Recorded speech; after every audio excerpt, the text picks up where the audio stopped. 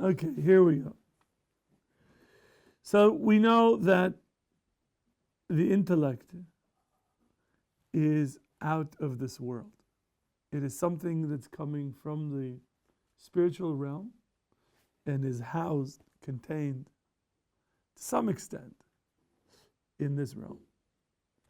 The Nefesh HaChaim brings the teaching of the Zohar that says that the body is the shoe of the neshama.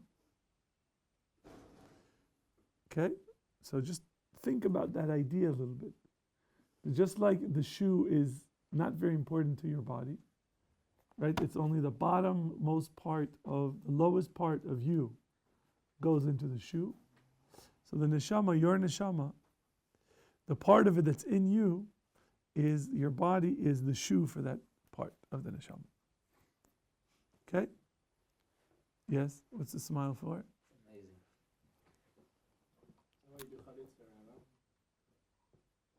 That there's a malbim that when, if we learn Ruth around Shavuos, you will see that the malbim talks about that whole purpose, that whole point of it has nothing to do with the neshama of the deceased and preparing a vessel for the neshama in the body. It's a tov.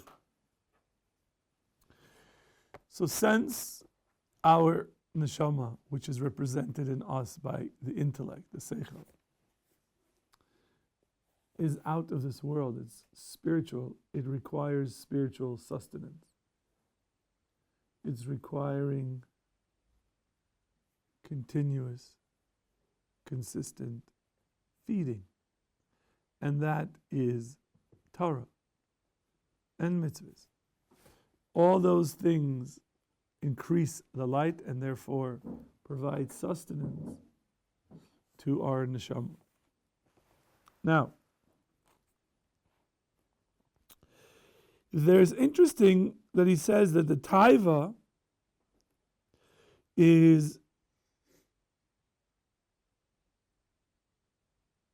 doesn't stop working day and night. Your desires never end. So whether it's your desire for food or desire for sleep or desire for hot shower, ruining the showers for the entire yeshiva.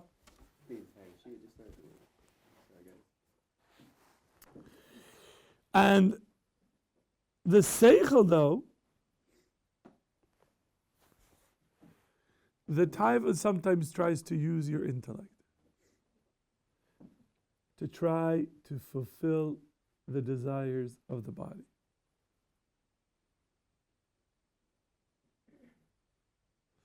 Which that is a real problem for us.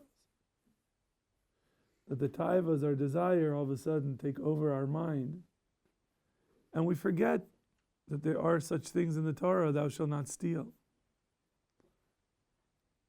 And hence we see a slice of pizza that a bacher saved so he could have his snacks, he could learn more. And yet you eat it without any regard.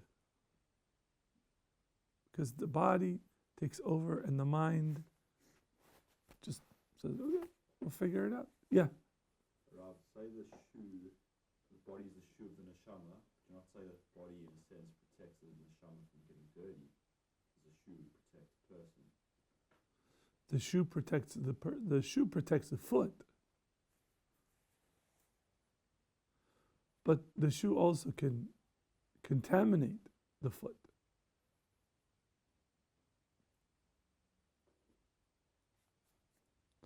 That's the. So he wanted to do one hekesh, and I turned the hekesh. Yatsa v'haisa haisa v'yatsa. See, that's. Dan, how am I doing today? All right. I'm doing okay? Yes. You know, we have Mishmar tonight. Yeah. Rabbi Ziskin is coming. Yeah. You should be there. Yes. He's, South African or was this? I think he's English. I don't know. Older. Yes. You've met him before. You've been here. You've been here for 6-7 years. Feels like it, huh? Oh, wait, yeah. Yeah. Should have seen him when he came in. Just like Hoodie. Zest of life. You know, we sucked it out of you.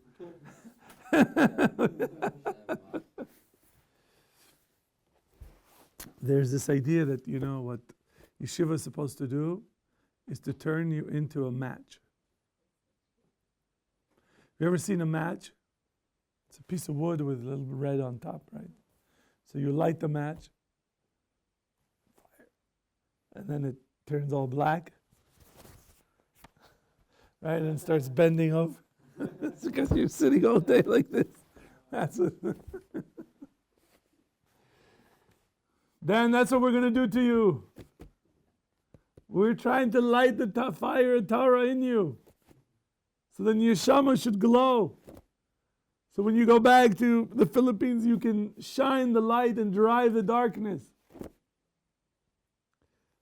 But just remember, whenever you're going to expand the boundaries of holiness, you're going to have mekatrigim.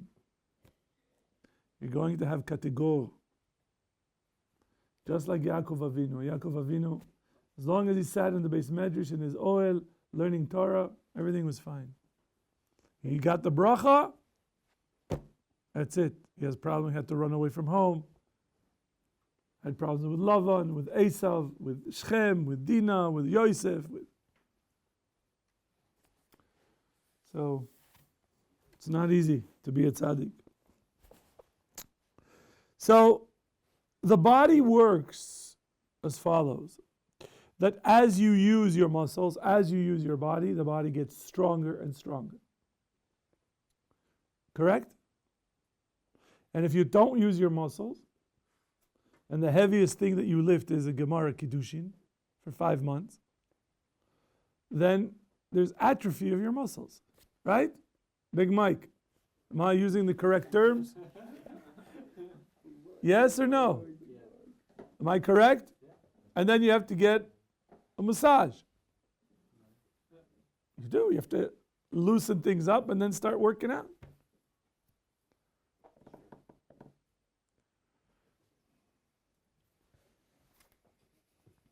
Now,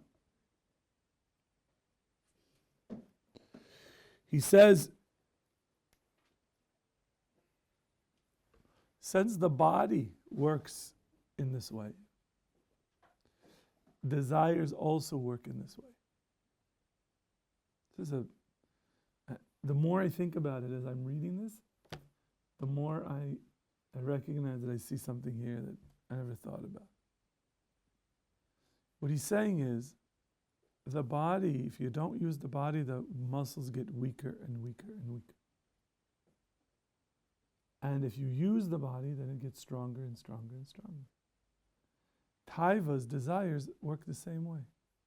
You fulfill the desires, they keep growing and get stronger and stronger and stronger. You don't feed them, they get weaker and weaker and weaker. Now, I don't want to give you examples because some of you know what examples can come up on these things. But it's a very important principle that in order to break the hold of Taiva's Jeremy on you, all you have to do is just not fulfill them. So if you don't fulfill them for 10 minutes, an hour, 2 hours, a day, 10 days, 40 days, then all of a sudden, it's not so much of an issue anymore. Yeah, then you can actually walk by a pizza and not think about, I'm going to steal it and eat it.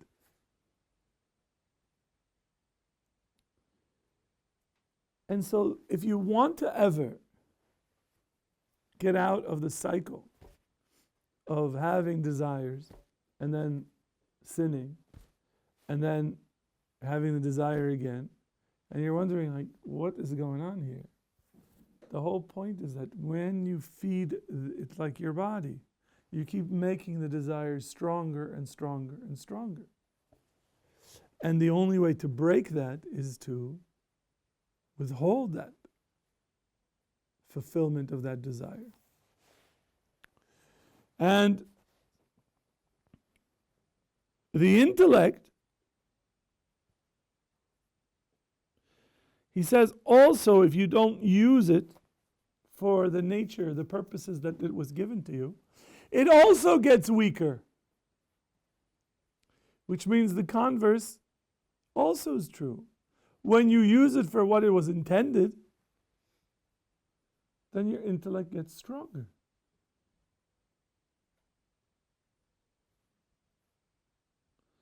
Did God create you in order to just play Candy Crush? Is that the purpose of your existence? To play video games? And that's what you use your brain for? Or is it to learn the Torah, learn Gemara? And that's why in the beginning it's very hard, because our mind doesn't think this way. We're not used to this sort of dialectic back and forth with a statement and an akashya and a bunch of questions and then answers, and we're not used to that. We like to watch like 5-minute, 5-second videos. Snippets. Sound bites. Very quick. Anything that's too long, nobody wants to hear, nobody wants to. But you have to get your mind to get used to hold cup, keep in your mind a whole amud of Gemara. Know every step without looking at it. The Gemara says it's like this, then it's like this, then it's like that, then it's like this, and then you have this, and you have that, and this, and Rashi says like this, Taisa says like this, and then you add another layer and another layer, and all of a sudden, you see that your mind is capable of keeping tremendous amount of information.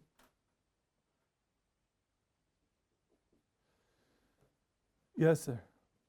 Sometimes are very pashito and obvious that they're bad for you. So let's say like a bowl of cocoa pebbles. A what? Like a bowl of cocoa pebbles, like cereal, like a type of sugar cereal. How do you know like how much of a taiva that is, in the sense that it could be used for good if you have in mind that it's going to make your learning geschmack for the day, and it's good to have. Well, first you have to show up for learning, for it to make it geschmack for the day. If you don't show up for the learn, right? That's how you understand. That's how you have to look at it. How do you know how much you can have of that bowl of cereal? How many bowls you could have that you're not making it into a taiva, but you're doing it for the sake of goodness? I don't know. Isn't that depending on the person? How do you? I don't eat Cocoa Puffs. Wait a second. We got to hear this. Yes. What are you sorry for? Oh, you're sorry for being late. Can you sit and relax for a little bit? We're taping this. So, you have to watch the naughty questions. But you can ask any questions in this year. Okay? So, I know that it's their fault. They didn't tell you it starts at 3. So, guys, you can't do that to him. Jordan, right? Okay. So, this is Jordan. He's joining Mechina for a while. So, during the break, if you could all say Shalom Aleichem to him. See if he needs anything. No massages. And if they tell you that there's such a thing as a shower buddy, there isn't.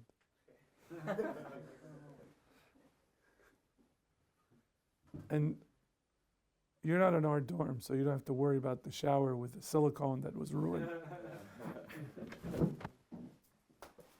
said I'm sorry. It's not his fault. You have to go to the poor worker that worked on his knees to put silicone so that it'll...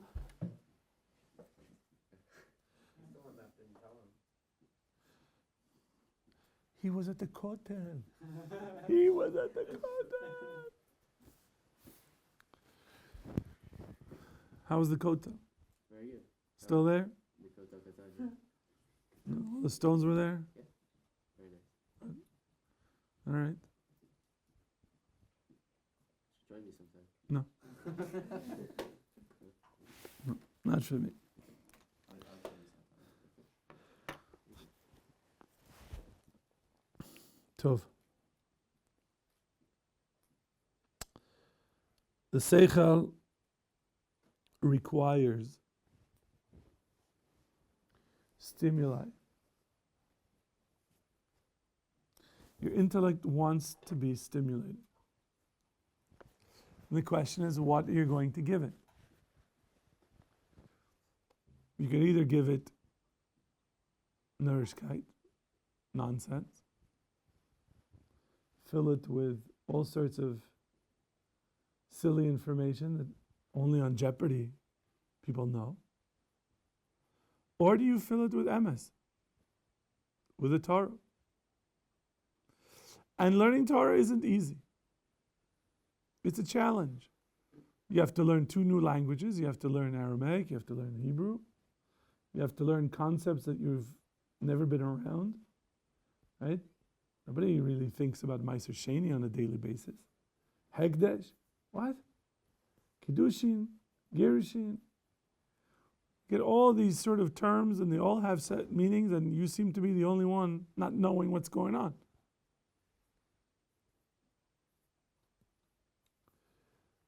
So that's the challenge of learning Torah. This is that the Torah, when you use your intellect to learn Torah, your intellect gets stronger and purer and starts to shine. And he says, وَيُنَافِيَنَ الْإِنسَانَ الْجَاهِلَ الْمَسْطُورَ عَلَى نَفْسِهِ. He says that it distances from you ignorance that is trying to take over your nefesh. And when it does, almana lahu an rawiya al ashya bihaqa'iqiha. It blocks you from seeing the truth for what it really is.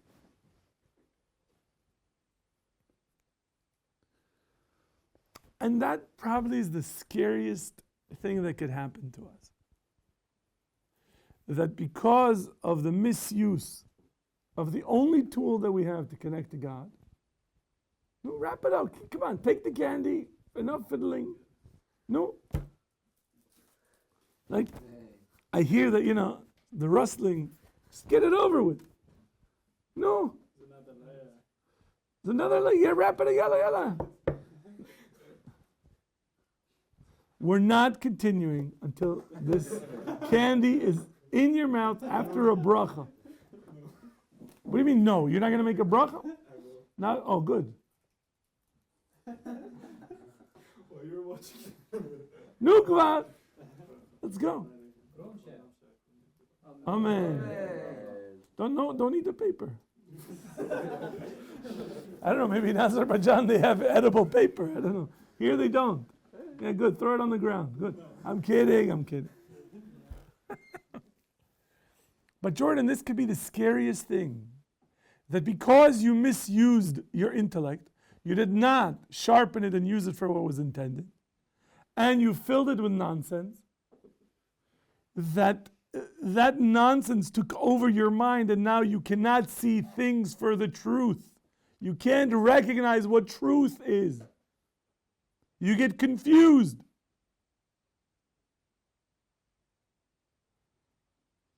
You okay? What? What? I know. But you look great. You smell great too. Thank you for... What are you sniffing him for? Yes, sir. Maybe that goes along with the question I was just asking prior. How do you know what the truth is for yourself? How do you figure No. There isn't one truth for me and one truth for you. We're not in America. Okay? This is not, everything is relative. We know that the emes of the Torah. The emes of the Torah. The emes of the Torah is not dependent on what I think or what you think.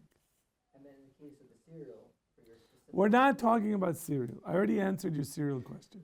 Your cereal question depends on how much cereal you actually need.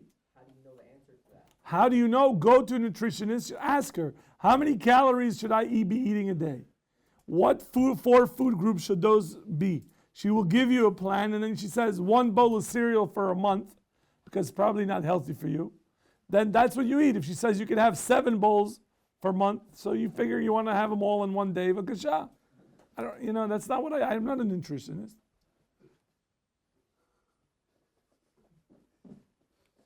Right?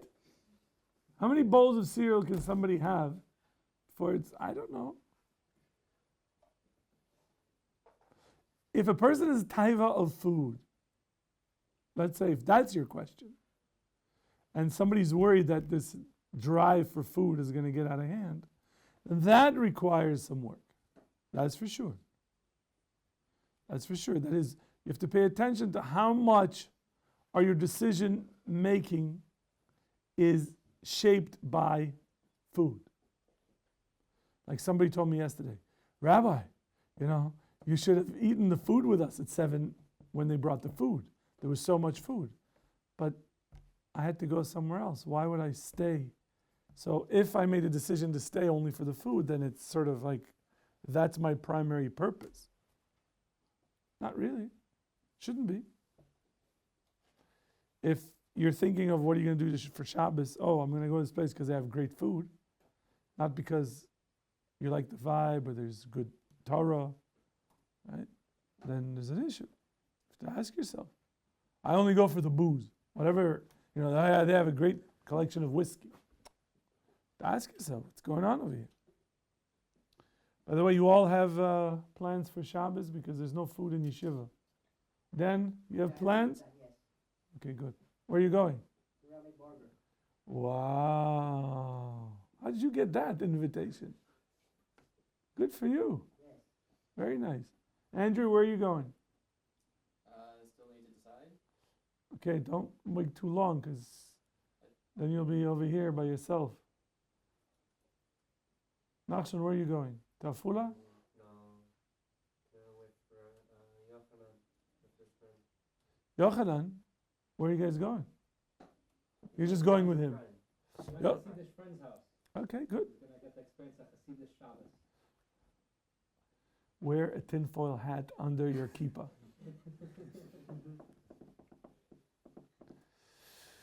Okay? Seder Gamur, Baruch Hashem. Everybody else is taken care of? If they're not taken care of, can we come to you? Is that what you think? This week, I thought, the plan was yes. The plan was to invite a few of you. But yesterday my wife became very ill. And so she's still not, I tried to get her to cancel all our guests. But she said she can't, she doesn't want to do that. So we're having some guests. And I have to see, it means I have a lot of work to do on Shabbos. So, amen, amen, amen. Hopefully it'll work itself out. So, doing stupid things.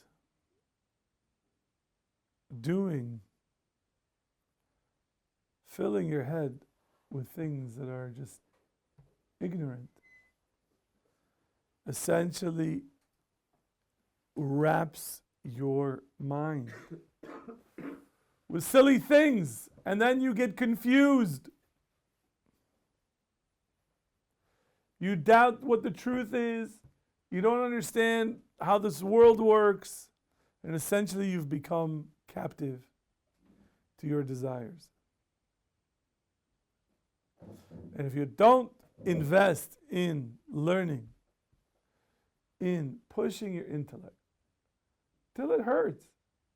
And sometimes when you learn really intensely, your mind is like, that's it. It says like, shut down. Just, I gotta walk away. I can't read anymore. So, okay, good. You pushed yourself. That's what he's talking about here. Because it says, Torahs Hashem Tmima Meshivas Nafesh. Right? The Torah is so pure, so true, so perfected, that it restores your nefesh to its pristine state. before you filled it with all this garbage. There are 2,711 dafs of the Babylonian Talmud. Fill your head with those. What? How many what? What's the period of time? 8. It's 7.5 or 0.6.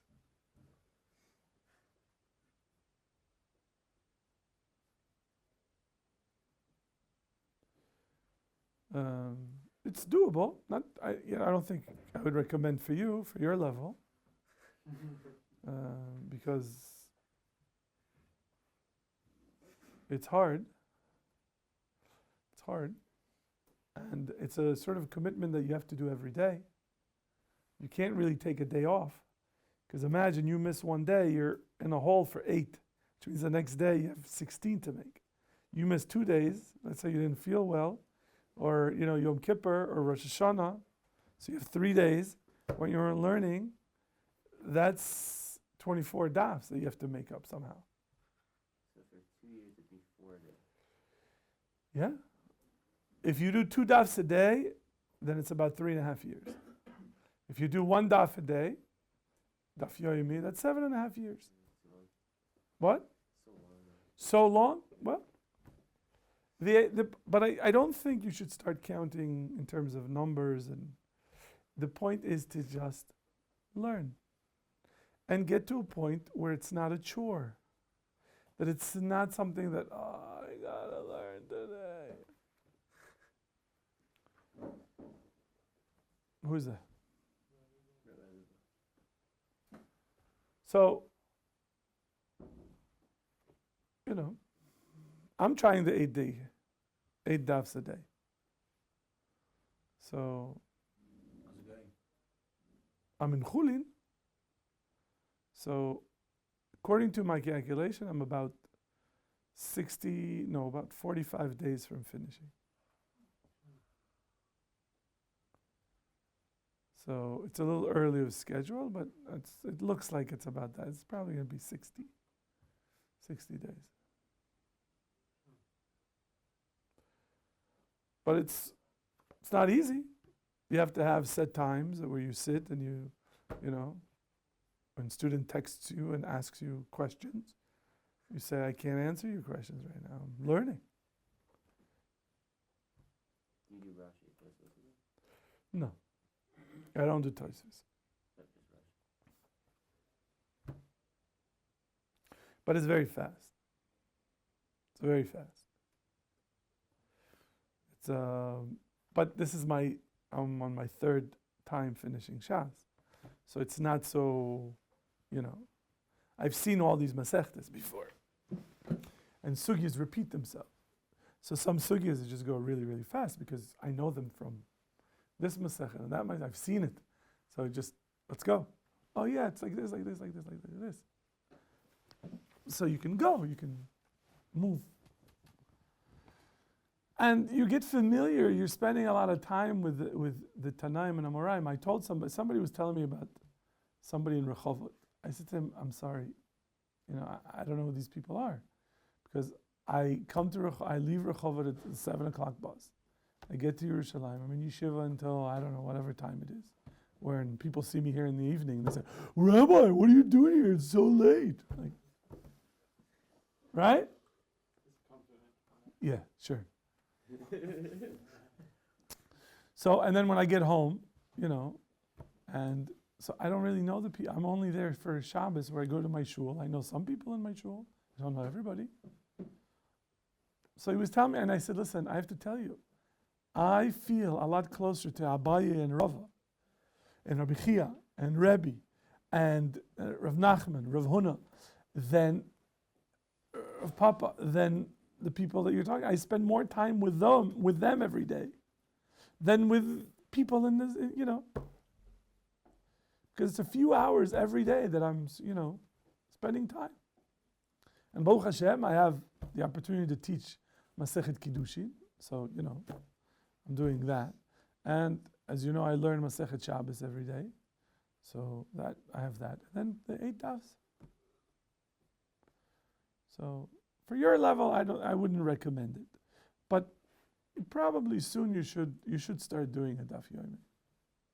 At least get used to learning a daf yomi style, which means that you can do a daf in an hour. Obviously, you're not doing it by yourself sitting there. You're listening to a shiur that is going through. So you're listening to a shiur. There are wonderful shiurim online that you could essentially just follow along, and you're learning the daf. So, now they're in Bava Basra. They're going to start soon another Masechet. You might want to try, or in Bein Hazmanim, try one. Just get used to that speed, that in about an hour you're going to finish one daf. And it gives you a sense of this is where, this is what I'm sure. And you'll find out. It's too fast for me. I didn't really catch this. But you can always go back and then you start feeling comfortable. And then all of a sudden you just, another daf, and another daf, and another daf. And then, you're like Saxton. Yes. You should also maybe try it. Doing Shas in a year, do you also have Shabbos in there, or because you do it every month, so it's... I didn't do a special for Shabbos. So I saved 3 weeks. The Shabbos is 156 daf. So that's 3 weeks that I put in reserve. So on Tisha B'Av, for example, I didn't learn Torah I didn't make it up at night. And on Rosh Hashanah, the 2 days, and Yom Kippur, I didn't either. So and then I was sick for 2 days. So I think that's the total. I borrowed maximum 6 days in total from the 3 weeks that I banked. So, but I am ahead of schedule. I know that. But Shabbos is a different masechet for me.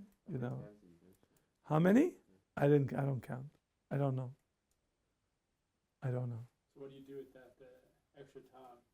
It's not like you won't learn. You start early. What do you mean? I don't understand. You're supposed to finish it in a year, but let's say you did it about 2 weeks, even a month. You finish early, you start. So I have to decide if I'm going to take it again to do it one more time, or if I'm going to say, okay, I've done that. I want to try something else. I don't know. What? So in Yerushalmi, I'm stuck in Megillah. I've done all the Masechet up to Masechet Megillah. You doing both? No, I said I stopped. Now I'm not doing because I started this project, so I put Yerushalmi on the side. But I did learn all the Masechet up to Masechet Megillah in the Yerushalmi. So, but I don't know why that's. But the point is what he's saying, not what I'm doing. It's not about me. Yes. What's the difference between the Gemara we learn and the Yerushalmi? The language is different. Is it Hebrew or? It's a different dialect of Aramaic. It's more condensed. The Babylonian Talmud goes into detail and gives you a lot more information. The Yerushalmi many times asks a question and doesn't answer it, much more than the Babylonian Talmud, the Bavli. It deals with Masechtot that we're not familiar with because of the Bavli. All of Zrayim. In Zrayim, you only have a Bavli on Brachas. Then you start Moed. But, Yerushalmi, you have all on Peah and Maisers. You have all those Masechtot you have. So, they're just different. Does it include Rashi and Tosfos as well? No, there's no Rashi and Tosfos on that. You have commentaries by sages that are much later than Rashi and Tosfos. B'chlal, the fact that the people know Yerushalmi is a nes galui, because only one copy of the Yerushalmi survived in the ancient world and went and somehow ended up in Bavel, in the yeshivot over there. Only one copy. And from that copy, we don't find that many manuscripts of the Yerushalmi also. So I don't remember when they printed the first Yerushalmi, if they printed because they only had one manuscript. It's some like crazy story. I just don't remember the details. But having the Yerushalmi is very rare because it's what the majority of the Torah learning was done in the Babylonian yeshivot, and they had the Bavli. And there were some of the Gaonim who said that you shouldn't rely on the Yerushalmi. Whenever there's a machlokes between the Bavli and the Yerushalmi, go like the Bavli. But when we see in the Rambam and also Rashi and Tosfos, they bring Yerushalmi. And the Rambam sometimes paskins halacha like the Yerushalmi. And Yerushalmi's from Yerushalayim? The Yerushalmi, so I'll answer that in just 1 second. Okay, let's turn this off because it has nothing to do with